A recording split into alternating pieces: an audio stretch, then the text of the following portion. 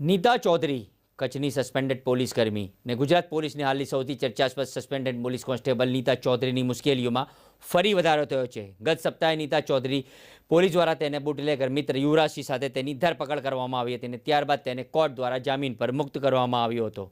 આ દરમિયાન પોલીસે તેના જામીન નામંજૂર કરવા અને રિમાન્ડ માંગવા માટે સેશન્સ કોર્ટમાં અરજી કરી હતી, જેમાં આજે કોર્ટે તેના જામીન સેશન્સ કોર્ટે નામંજૂર કરવાનો હુકમ કર્યો છે। ઉલ્લેખનીય છે કે સસ્પેન્ડેડ અને રીલ્સ બનાવવામાં ફેમસ થયેલી નીતા ચૌધરી સામે પોલીસ પર હુમલો કરવાની ફરિયાદ દાખલ થઈ ચૂકી છે। એ સિવાય પણ નીતા ચૌધરી સામે અન્ય આક્ષેપો થઈ શક્યા છે। નમસ્કાર, હું છું જાવેદ સૈયદ, સ્વાગત છે આપનું ન્યૂઝ ફોર ઇન્ડિયામાં। વાત કરીએ સસ્પેન્ડેડ અને સૌથી ચર્ચાસ્પદ પોલીસ કોન્સ્ટેબલ નીતા ચૌધરીની। નીતા ચૌધરી આમ તો સામાન્ય પોલીસ કોન્સ્ટેબલ છે, પણ નીતા ચૌધરીની લાઇફસ્ટાઇલ બોલિવૂડની હિરોઈનથી પણ ઓછી નથી। મોંઘીદાટ બ્રાન્ડની થાર અને બ્રાન્ડેડ કપડાં, આઈફોન 15નો ફોન વાપરે છે, નોકરી કરવામાં ઓછો રસ ધરાવે છે અને વેબી લાઇફસ્ટાઇલમાં વધારે જોવા મળે છે। બીજી બાજુ જો તમારે મોટા અધિકારીઓ અને મોટા નેતાઓ સાથે ઓળખાણ છે તો તમે કોઈ પણ ગુનો કરી શકો છો, કારણ કે અધિકારીઓ અને નેતાઓ તો તમને બચાવી જ લેવાના। તો હું અહીંયા વાત કરી રહ્યો છું ખુલ્લેઆમ ગુંડાગીરી કરતી પોલીસ કર્મી નીતા ચૌધરીની, જેને કોર્ટ દ્વારા જામીન આપી દીધા પછી હાલ તેને ફરી ધરપકડ કરવાનો હુકમ કર્યો છે। જામીન કોન્સ્ટેબલ અને પોલીસે ધરપકડ કરી તેવી સંભાવના લાગી રહી છે।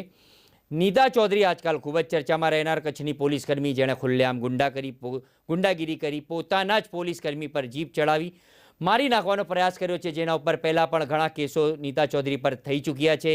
પોલીસ બેડામાં હાર ભારે ખખડાટ મચી ગયો છે અને જ્યારે દારૂ સાથે પકડાય છે ત્યારે પોતાના જ પોલીસકર્મી પર ઠાર ગાડી, મહત્વનું છે કે તે પોલીસ પર ઠાર ગાડી ચલાવવાનો પ્રયાસ કરે છે।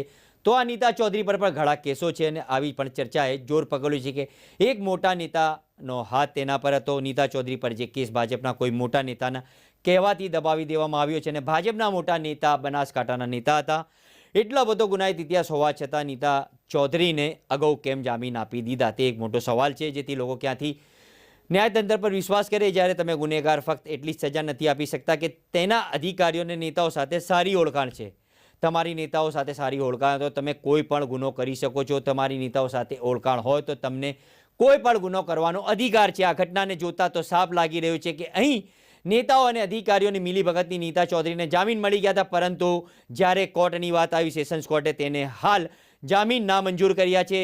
પોલીસ જે હતી એ સેશન્સ કોર્ટમાં ગઈ હતી ને હવે તેના ધરપકડના ભડકારા લાગી રહ્યા છે। મહત્વની એ વાત છે કે જ્યારે નીતા ચૌધરીની ધરપકડ થઈ હતી ત્યારે તે કેટલી આગળથી ઊભા હતા, તે જોતાં સાફ એવું લાગે છે કે તેમને છૂટો દોર મળ્યો છે અને આમ પણ જેને નેતાઓ અને અધિકારીઓ છાવરતા હોય તેવા પોલીસકર્મીઓ તો બેફામ થવાના જ છે। ભ્રષ્ટ અધિકારીઓ અને ભ્રષ્ટ નેતાઓના પાપે આવા પોલીસકર્મીઓને દિવસે ને દિવસે બેફામ બની રહ્યા છે અને એનો ભોગ સામાન્ય જનતા બની રહી છે। 307 હત્યાના પ્રયાસની કલમ હેઠળ નીતા ચૌધરીની ધરપકડ થઈ હતી, પરંતુ તેને જામીન પર મુક્ત કરવામાં આવ્યા હતા, પરંતુ પોલીસ દ્વારા તેને ફરી ધરપકડ કરવાના ભડકારા લાગી રહ્યા છે। મહત્વની બાબત છે કે જ્યારે સુનાવણી થઈ હતી ત્યારે સરકારી વકીલે નીતા ચૌધરી સામેનો ગુનો ગંભીર હોવાનું જણાવ્યું હતું, તપાસ હજી ચાલુ હોવાનું પણ જણાવ્યું હતું। જામીન અરજીનો વિરોધ કર્યો, જો કે નીતા ચૌધરી એક બાળકની માતા હોય અને તેને જેલમાં રહે તો બાળકની સાર સંભાળ કોણ કરશે તેવો પ્રશ્ન ઊભો થાય। આવા બેફામ બનેલા જે પોલીસકર્મી છે તેમના ઉપર આવા નેતાઓ, જે ભ્રષ્ટ અધિકારીઓ અને નેતાઓની રહેમ નજર છે, તેમને વધારે દિવસે ને દિવસે બેફામ બનાવે છે। તો આવા ભ્રષ્ટ અધિકારીઓ અને ભ્રષ્ટ નેતાઓ વિશે તમારું શું કહેવું છે અને કમેન્ટ કરો, ચોક્કસથી જણાવજો। આવી જ ક્રાઇમ સ્ટોરી જોવા માટે આપ જોતા રહો ન્યૂઝ ફોર ઇન્ડિયા અને ત્યાં સુધી મને રજા આપશો। નમસ્કાર।